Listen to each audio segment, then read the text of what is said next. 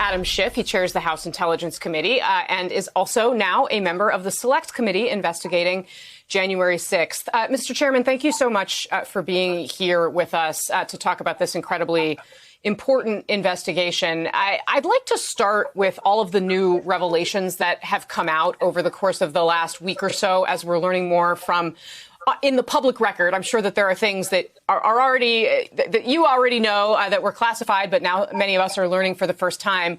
But I'm interested to know what of those revelations, and we talked a lot particularly about General Milley, and I know you said he should definitely testify. Was there anything about what occurred that stood out to you that you want to make sure that the committee pursues in depth as you get started? Well, first of all, I can confirm that we will miss you. So all the best to you in your new venture. Thank you. But what I've said about General Milley is that he's certainly someone that we should consider. We haven't made any decisions yet on witnesses apart from our first hearing, which your reporter is quite accurate. We intend to go forward whether McCarthy appoints people or he doesn't. We do have 7 Democrats, 1 Republican who have been named by the Speaker, so it's already bipartisan. And of course, we hope that McCarthy will appoint people who are serious about the task. But I suspect his decision will be driven by whatever Donald Trump wants.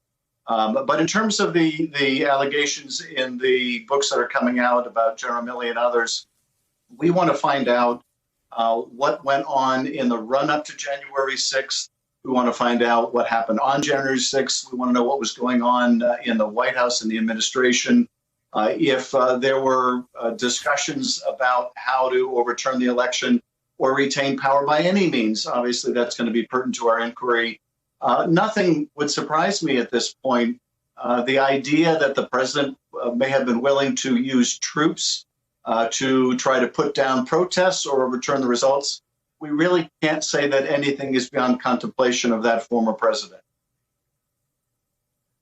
Well, speaking of contemplation, you're tasked in your day job with oversight of the intelligence community, and there are some pretty significant anecdotes that includes a confrontation with a member of the president's staff over whether Gina Haspel was going to remain at the CIA. You have Milley worrying about control of the CIA and the FBI, or at least articulating that anyone trying to take over the government would have to focus on those 2 agencies. He was very concerned about Trump installing loyalists at the Department of Defense. Did you see evidence, or were you concerned about the administration and the president's attempts to do the same thing at intelligence agencies like the CIA, or not? Oh, absolutely. We were concerned about it because it's exactly what they did with other intelligence agencies. Probably no agency was more devastated than the Office of the Director of National Intelligence when you had Dan Coats forced out of his position because he was speaking the truth about Russian interference. He was speaking the truth about North Korea and its nuclear and missile programs, notwithstanding the love letters between Donald Trump and the Korean dictator.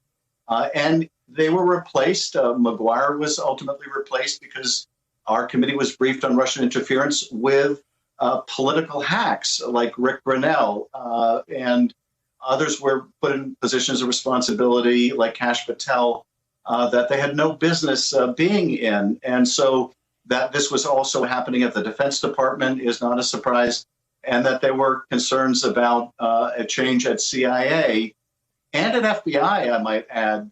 All of these things were of grave concern to us.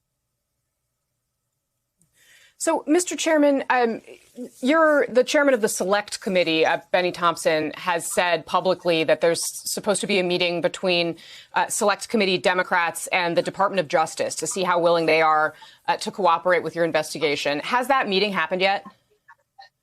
Well, our chairman, Benny Thompson, wants to make sure that we are coordinating with the Justice Department and has made outreach to the department.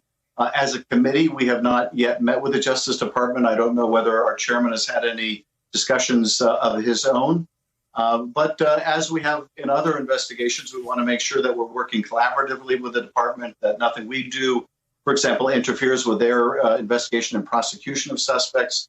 At the same time, they possess information that will be of great value to us. So we need to have an open line of communication.